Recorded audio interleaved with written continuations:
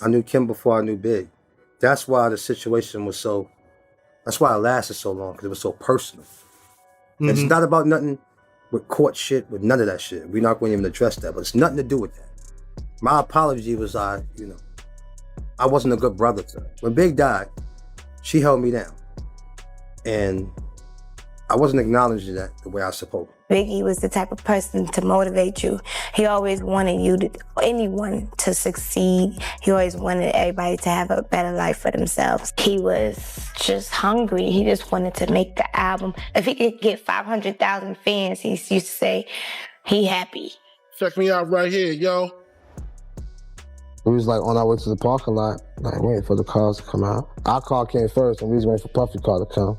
So when this car came, we all pulled out. Big was in the front, Cease was sitting behind Big, and I was like sitting behind the driver. Car just rolled up on the right-hand side and just started shooting holes in the door. Lil Cease finally came clean and admitted he did Kim dirty. If you know the backstory, then you know how wild that is. For years, Lil Kim was dragged through the mud like she betrayed Biggie, switched sides, or was out here chasing clout. They tried to paint her like she was just some bitter chick chasing relevance. Great time, and that's my sis for life. Just because we had a little falling out, the love was still there on both sides. But let's be real, Kim was ride or die. She stood tall for Biggie even after he passed, while most of Junior Mafia, including Cease himself, was out here helping push a whole fake narrative. They made her look like the villain in her own story. Fans turned their backs, the blogs ate it up, and she basically got erased from Biggie's legacy, like she was never there. Crazy, right? Now fast forward to today. Cease is finally setting the record straight. He admitted he played a big part in making Kim look bad and said she deserves way more credit for how she held Big down, both before and after he was gone. That's a heavy confession. So now it's time to dig into what Lil Cease actually said, why this sudden switch-up matters so much, and how Lil Kim was really the one out here protecting Biggie's name, while everybody else ghosted her like she meant nothing. To really get why Lil Cease apologizing to Kim is huge, you gotta understand just how deep their fallout ran. This wasn't some light drama. It was years of real tension, betrayal, and silence. After Biggie's death in 1997, everything just fell apart. Junior Mafia, the crew Biggie built from the ground up, started crumbling. Kim and Cease were both part of it. But once Big was gone, loyalty went out the window. People picked sides, the money stopped flowing, egos clashed, and the family vibe that Biggie created, dead and gone. But the real beef hit hard in 2005, when Lil Kim got wrapped up in a major federal case. She was facing serious charges for lying to a grand jury about a shootout that went down in 2001 outside Hot 97 in Manhattan. The whole thing involved people close to her, and when the feds came knocking, Kim chose to protect them. That decision landed her behind bars. She got hit with a 1-year prison sentence, 30 days of home detention after she got out, and 3 years of probation. She did her time at the Federal Detention Center in Philly and came home on July 3, 2006. But guess who showed up in court on the other side? Lil Cease. Made you feel bad. I genuinely apologize. I love you from the bottom of my heart. You like one of my, you are my sister. You're not a real sister, but you're my sister. God is good. For life. And I love you. And for bringing the energy here. God is good. I mean that from the bottom of my heart. Yeah, Steve, God is good. He's real.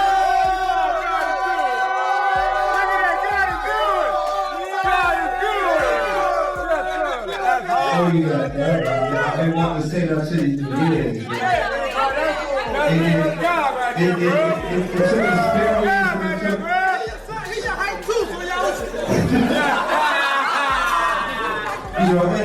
Yep, he took the stand during her trial, and even though he later tried to downplay it, saying it wasn't real snitching, and the media just twisted the narrative, people weren't trying to hear all that. Just the fact that I was on the stand made it look funny, Cease admitted. Lil Cease tried to defend himself by saying he wasn't the reason Kim got locked up, but not everybody's buying that. He claimed there was nothing he could have said that would have changed the outcome. She wasn't in a situation for me to say something that would send her away, he said. Cease basically tried to brush it off like Kim misunderstood the whole thing, blaming the energy around her or how the situation looked. He even said she could have done things differently, and maybe avoided jail altogether. But according to him, Nobody from Junior Mafia said anything that sealed her fate. "It wasn't nothing from my end," he said, doubling down. "Not from me or anyone else from Mafia. Nobody said anything that sent her away. And yeah, maybe legally that's true. But in the streets, that don't fly the same way." From Kim's point of view, Cease showing up in court and testifying wasn't just some misunderstanding. It felt like betrayal, plain and simple. And not just betrayal to her personally, but to Biggie's legacy too. After everything they'd been through as a crew, for Cease to even step on that stand felt like a knife in the back. Cease said he was just telling the truth. You know, just how did it feel to finally put that behind you? Because y'all is, like you said, it might not be your blood sister, but that's your sister. I knew her before I knew Big. You know what I'm saying? I knew Kim before I knew Big. That's why the situation was so, that's why it lasted so long, because it was so personal. And it's not about nothing with court shit, none of that shit. We're not going to even address that, but it's nothing to do with that. My apology was I wasn't a good brother to her. I made some wrong moves, some bad mistakes, and that was just the perfect time to do that. You know, I didn't plan that. We was all having a great time, and and I just know the comfort she needed because I know her. And I wanted to do that. I wanted to let her know that. I wanted to let all the people around know that. You know what I'm saying? And I just felt like that's what I wanted to do, and she deserved that. You know what I mean? Because a lot of times, when Big died, she held me down. And I wasn't acknowledging that the way I was supposed to. And then we had other little situations that kind of separated us, and other people that separated us, and we was too stubborn. People just let us on. And, and we just let God work. And God worked, and one day she hit me, and we talked like nothing ever happened. And she had a plan that she wanted to do this dinner. She said she wanted to put Big Heart back together. And putting this heart back together was getting all his peoples together. And we all got together, you know what I mean? Me, her, the whole Junior Mafia, D-Rock, and C Gutter. He was locked up for 16 years, so he was home to be there for that. Rube, just our whole team, like everybody that we started with was at that dinner. So I felt like that was the appropriate time to do it, and I needed to do that for her. And I wanted to do it for her. You know what I'm saying? I just felt like that was a great time, and that's my sis for life. Just because we had a little falling out, the love was still there on both sides. But let's be real.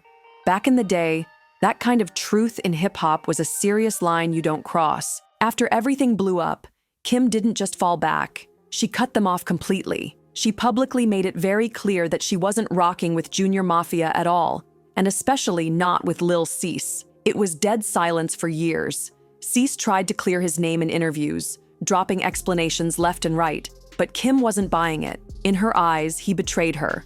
Point blank, period. But here's the messed up part.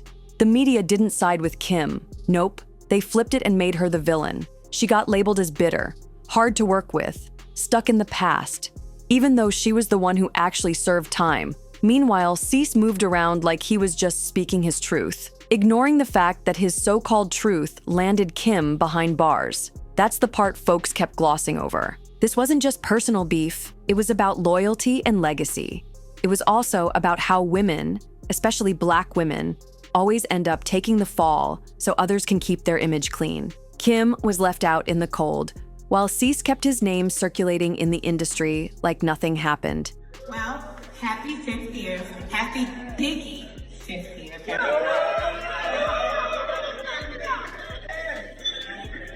One thing about Lil Kim, she gonna ride for some B.I.G. That's right.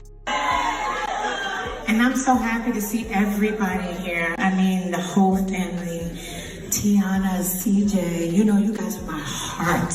But then 2019 hit, and things started to shift in a major way. Kim hosted a tribute dinner for Biggie's birthday, something she does every year to keep his name alive. That night, the whole room was packed with people who had been close to Big, including all the old Junior Mafia members. And that's when Lil Cease got up, took the mic, and did something nobody expected. He publicly apologized to Kim in front of everybody, calling her a real sister. Later on, Kim opened up to Vibe magazine about that moment, and you could tell it meant everything to her. She said it couldn't have happened on a more powerful night. It's been a long time since we've been together on his birthday or doing any event together at all, she shared. For me, it was a spiritual awakening. And when she said, this was his heart, you knew she was talking about Biggie like he was still in the room. She explained that putting Biggie's people back together was like healing his broken heart, and in turn, it was healing theirs too. Then came Cease's more recent sit-down with Vlad TV,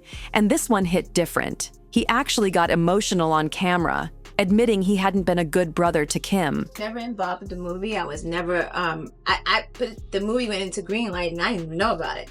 You know, how can you write, this is my dispute with this. Like, how can you write a movie about somebody's life and you don't even talk to them? Like, that's just how can they get your dialogue too? Like, if there was situations, okay, well, this is what happened. Like, or the if right it was a big event, right? Then they say, okay, well, but how could they get just every word? Yeah, like how, this is what how she do you said. know how I touch Biggie? How do you know how we kissed? How do you know how we talked? How do you know what? Like, there were certain things that we did intimately that no one would ever know except for me and him. Right. You know, and so after the movie went down, and you know they already picked who they wanted to pick, and you know they already greenlit the movie, and they were already shooting in Brooklyn.